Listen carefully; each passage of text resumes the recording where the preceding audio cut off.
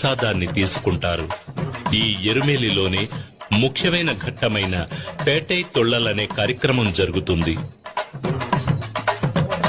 అప్పుడు భక్తులు తమ మనసులోని చెడు ఆలోచనలను తొలగించుకునే ఉద్దేశంతో నాట్యమాడతారు. పేటై తొళ్లల ముగిసిన తర్వాత అక్కడికి వచ్చే కన్యస్వాములకు ఒక కర్ర ముక్క, ఒక నల్లని నాడా ఇవ్వబడతాయి. ఎరుమేలిలో పేటై తొళ్లలు ముగించుకుని ప్రయాణాన్ని కొనసాగించి పరమేశ్వరుడు తన నందిని అక్కడ ఒక చెట్టుకి కట్టివేయడం వల్ల ఆ ప్రాంతం కాళేకట్టి అని పేరుగాంచింది. ఆ తర్వాత అళుదా నదిలో స్నానం చేసి భక్తులు నది అడుగున ఉన్న ఒక రాయిని తీసుకువెళ్లి దారిలో ఉన్న కల్లిడం కుండ్రుని చేరి రాక్షసిని సమాధి చేసిన చోట ఆ రాతిని ఉంచుతారు. అందుకే ఆ చోటు కల్లిడం కుండ్రు అని పిలువబడుతోంది.